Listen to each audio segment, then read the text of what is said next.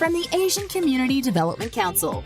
This is Family in Focus, Mondays at 12 noon on PHLV Radio.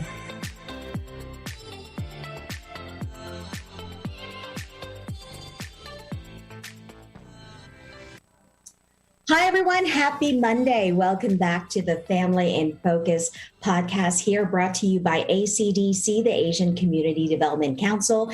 And we're live here on PHLV Radio, all our social media, and all the platforms that are out there as well. And today we're so excited to be bringing you two special guests to talk with me about a very important issue, especially when it comes to healthcare and mental health, especially in the field of Alzheimer's disease, a disease that there's still no cure. But recently, just in this past month, we've heard of some amazing breakthrough when it comes to treatment. So we're going to hear about that and the ties that we have right here in Las Vegas and Southern Nevada with these two individuals that I'll be talking to today. This fabulous couple that I know as well personally, great people, and they're doing amazing work here in this field. So let me introduce you to our guest today, Dr. Jeff Cummings. He's the director for the Center of Transformative Neuroscience at UNLV. And also we have Dr. Kate Song, who's the adjunct professor at the Department of Brain Health at UNLV as well. And she's also a psychiatrist. Both of them have been doing amazing work for so many years. Now, Dr. Jeff Cummings and Dr. Kate have both been also at the Cleveland Clinic, Lou Rouveau Center for Brain Health. I know Jeff is still the funding director there. So Jeff, I'm going to start with you. I know you have so many titles, you've done so much, but let's break it down here. We're starting with just talking with Alzheimer's disease, and this is such, it impacts so many people. So talk to me about the latest breakthrough that we just had this month and why this has been such amazing news when it comes to progress in this disease. Thank you, Latranya, for having us on. It's fantastic to be here. We're so excited about this. And I think I can state that Alzheimer's disease is caused by a protein that accumulates in the brain. And the breakthrough is a new drug that removes the protein from the brain. So it's really quite a straightforward formulation. And the drug has been somewhat controversial as it was announced, but the data from my point of view are really convincing that it helps to slow the disease process. So we're really excited about this because there has never been a drug that slows the disease process before. So it's not only is it a great new treatment, it's a breakthrough in our understanding of how to treat the disease at all. And this is, I think we need to make clear, and as you said here, there's no cure for Alzheimer's yet, but this is the first drug approved by the FDA in 2 decades, in 20 years, right, when it comes to slowing down the onset of Alzheimer's. That's exactly right. It has been since 2003 that we have had a new drug for Alzheimer's disease, so almost 2 decades. And the drugs that we have had until now act by restoring a chemical. So they temporarily improve memory, but they do not actually change the course of the disease. Whereas the new drug, Aduhelm, does change the course of the disease by removing the proteins that are accumulating in the brain. And I think we have some pictures, of this drug and some of the research that had gone on with this that we want to show our audience here as we talk more about this. So it's Aduhelm, and I know you've been part of this clinical trials from the beginning, both you and Dr. Kate, right, since 2017. And there've been thousands of people taking part of this, including Dr. Jeff. Some of the people were right here in Las Vegas, right? That's exactly right. When I was a director of the Cleveland Clinic, Lou Rouveau Center, and Kate was a director of clinical trials there, we were conducting one of the 2 trials that led to the approval of this drug. So we had patients in the trial. There are thousands of patients in these trials. So, of course, even only when an individual site only contributes a few patients, but right. When they're all added up, that's how you get the data that decides whether the drug is working or not. And let me bring Dr. Kate into the conversation here. And Kate, I know you're a psychiatrist by trade. You worked in this field for many, many years. Talk to me about why this is so important. I know millions of Americans are affected by this, but I think one of the key things, especially for many minority groups or ethnic groups, is kind of the lack of access to care, and even the stigma that comes with mental health and Alzheimer's in particular, right? That's exactly right. As a matter of fact, there are more than 6 million people in the United States suffer from Alzheimer's. In our state alone, there are more than 45,000 people who have been confirmed as suffering from Alzheimer's. The people who experience memory problems, mental health issues, the numbers are much, much higher. Mm-hmm. And as an Asian myself, that we know, we tend to have a tendency to keep a lot of things within our family rather than seeking help outside the family. And this is the area that we need to really do much better. We need to raise awareness of dementia, raise awareness of this disease. And I think that with the new drug being approved by FDA, it's really a fantastic news. Not only that it's a drug that has first been approved in the last 20 years, but also that raised tremendous public awareness on the importance of the issue of memory problem, of dementia, and of Alzheimer's. And also the approval of this drug really provides hope to our patient, to our caregiver, and to our professionals as well. So I think it's really a landmark approval, and we are all very excited about it.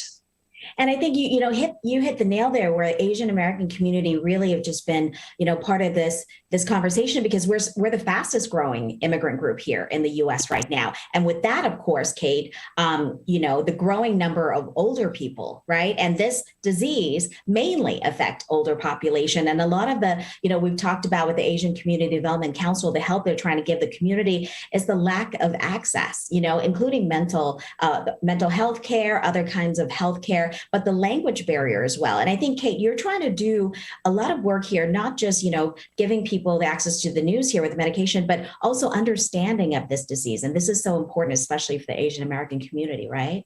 Absolutely. And when you take a look at the Asian worldwide, and when you look at China and Japan and India, that's where those countries are truly rapidly becoming really the aging society, with a huge number of Asian patients who are really marching into 65 and older, that really substantially increase the risk of Alzheimer's and dementia. So a lot of work have been done in those countries. And here in the United States, we are making effort, but I think there's still a lot of limitations. First of all, is language. When you take a look in the clinical trials, most of the clinical trials have been done in English. There were a few that's done in Spanish, but very seldom there will be a trial that also has a translation in Asian language. So I think we need to do better, because that if the older patient, particularly if they do not speak English, it became extremely difficult for them to participate in a trial that's only been done in English. And secondly, as you mentioned, that the overall access, I know that we know a lot of Asian patients, they are, because potentially of the language barrier and also the cultural differences, that they tend to stay away from the professionals seeking help in a more proactive way. So I think this is where that a lot of education awareness needs to be done in our community in the language that our patients speak, and also that adapt their culture so that will establish more trust, so they will feel more comfortable to seek for help. No, exactly. And I know, you both, Dr. Jeff and Dr. Kate, both of you have done great strides in terms of outreach. And Dr. Jeff, why don't you talk a little bit about this web study, web research, and part of the outreach program that you have been you've taken part in. And this is kind of a good step, right, in terms of reaching the Asian American community out there. That's exactly right, Petrania. The web study, called the APT web study, it stands for Alzheimer Prevention Trial Web Study, APT. And it's an online participation. So people go on, They're asked questions. They take some tests on their memory, and they give us permission to follow those observations over time. And we ask them to take that test every 3 months. And by doing that, we can then understand the relationship between aging and changes in our tests. And eventually, if somebody looks appropriate, we would refer them to a local clinic where they could be tested. And we have so far about 40,000 people signed up for the web study, but a disproportionately few of them are Asian. And so we're really working with the Asian community. We have a new Asian outreach initiative that's going on. We really want a very diverse participation in order to understand whether Alzheimer's disease and other neurological disorders of late life affect people differentially based on their race or ethnicity. Obviously, a lot of hope with this medication, but talk to me about just now, and I know with your work at UNLV, you just received, multi-million-dollar grant to do the work. And this is really hopeful as well in terms of, clinical trials and working with patients. But do you see what do you want to tell patients out there, especially caregivers, people who are listening to this and their families, their parents, their grandparents are going through this? What is your outlook for the next couple of years? Because this is when the medication is supposed to be out, right? In a year or two to the general population. Yes. Well, I think it's so exciting because this gives patients and families hope. Mm-hmm. And even if it turns out that they're not, quite the right patient for this drug, mm-hmm. the fact that we have this breakthrough in developing drugs means that there will be more drugs to come, and they'll probably come fast. So I'm really excited about this, and I think families can look forward to meaningful treatment. Even if Aduhelm that turns out not to be quite the right drug, there are going to be drugs to follow. That's why I'm so excited about it.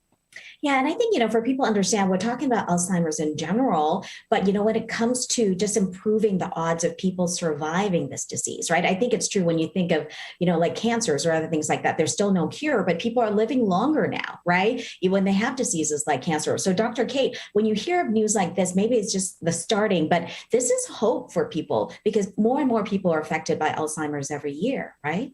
That's exactly right. As Jeff just touched upon that, this is really just the beginning of what we believe the new era. So there are 3 more drugs currently in the pipeline, as we call that. So in the next few years to come, that we are very optimistic, there will be more drugs coming to the market that will slow down the progression of Alzheimer's. So this is very hopeful, not just the beginning of the era, but also that entirely different mechanism of tackling the underlying biology of Alzheimer's. So that is very different. One thing I do want to actually bring the attention to the listener is that since we're talking about Asian and Asian community, a year and a half ago, there was an Alzheimer's drug that was approved by Chinese FDA in China.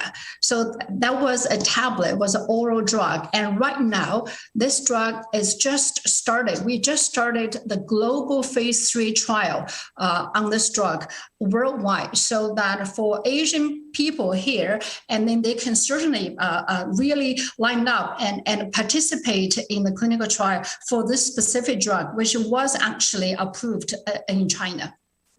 Go ahead, Jeff. One of the things that I was thinking the same thing as Dr. Kate about this drug is called GB971. It has a number. And it's very interesting from an Asian perspective because in general in the US, we have very few Asian participants in our clinical trials. That's something we really want to fix.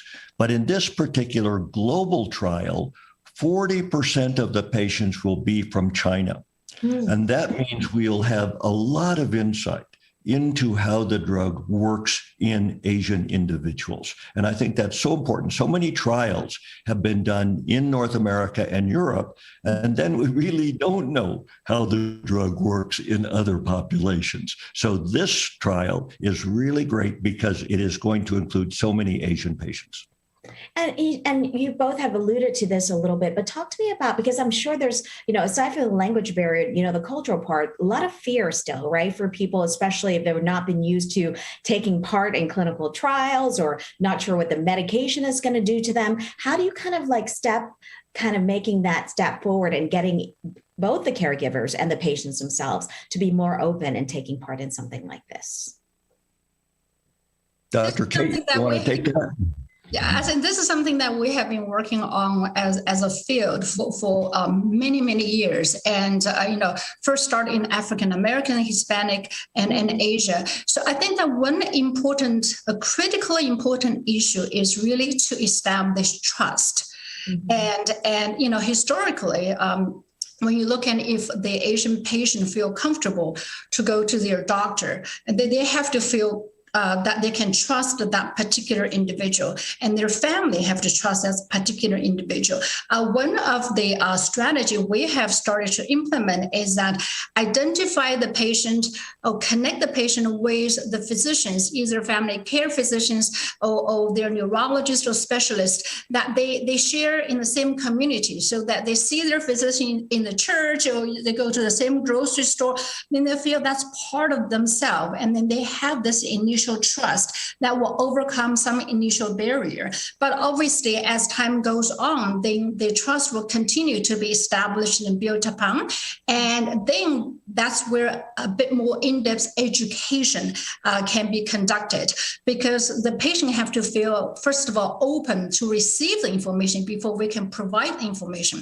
So that having the language in their own language in terms of educational material, understanding the cultural nuances, and also having the physicians and nurses and public educators that understand the culture, I think is very, very important.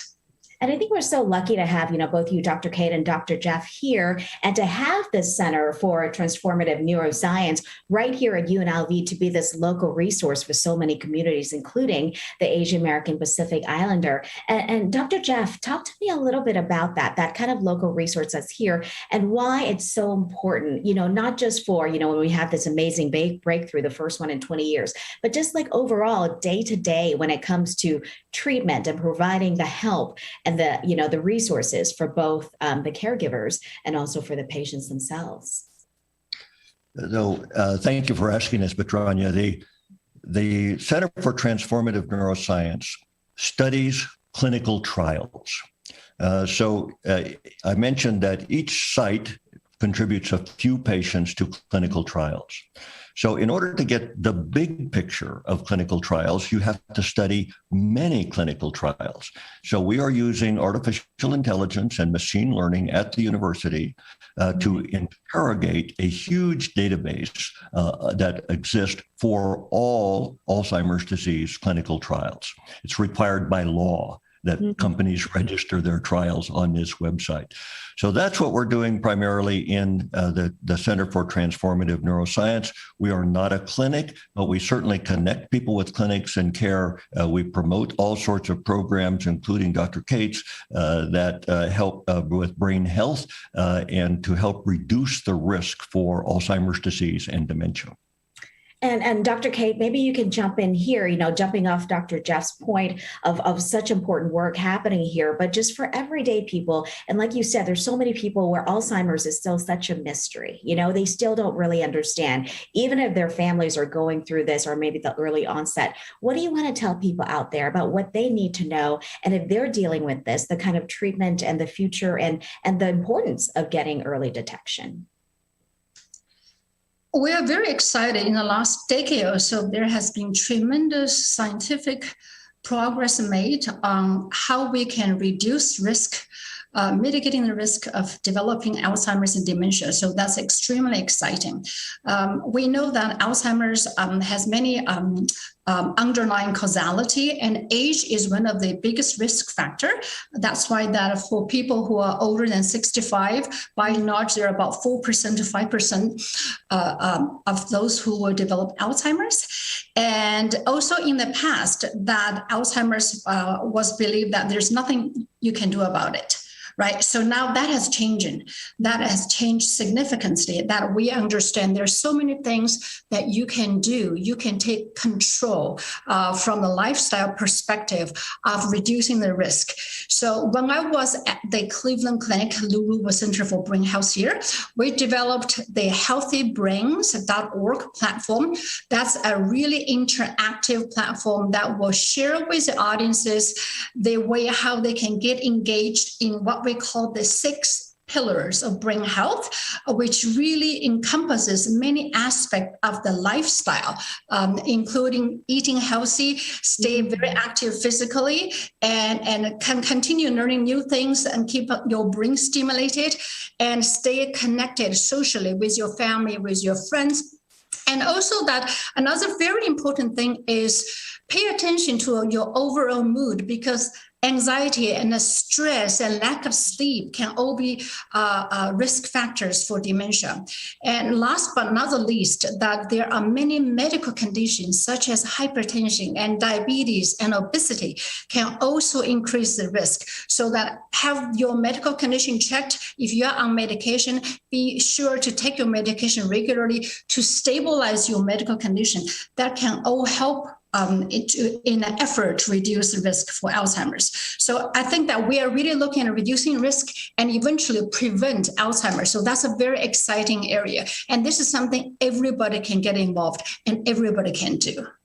Yeah, and I think it's so great to have you and Dr. Jeff, be part of this world and raising awareness. Because as you said, just this trying to reach different communities and letting them see this is something maybe they need to think about early on in their life to take care of themselves, right, before they even get to that age where Alzheimer's could affect them. Dr. Jeff, any kind of looking forward now, I know this new drug, Aduhelm, which may not be available for another year or two, but still, this is the progress. What do you want to leave for the people listening here? What can they do to kind of, maybe educate themselves a little bit more and be part of this community to help in this progress that we've made so far? One of the things I was thinking about as I was listening to Dr. Kate was that many people have the impression that dementia is part of normal aging. And what we've learned is that's not the case, that there's a certain amount of memory slowing that occurs in normal aging, like getting to someone's name when you would like to, and that happens to us all. But when people are repeating themselves and can't remember things that they're told, that's usually a sign of a brain condition. And those families then should take mom or dad into the clinic. And a frequently asked question in this regard is, well, what's dementia and what's Alzheimer's disease? Because you hear both words used. So dementia is just a general term. It means somebody is impaired.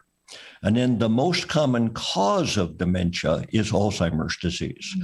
So when we're looking at somebody with dementia, we're asking the question, do they have dementia produced by Alzheimer's disease? Because dementia can also be produced by stroke and by certain thyroid conditions and vitamin deficiencies, many other things. And that's why a medical evaluation is so critical. But that kind of forgetfulness is very important.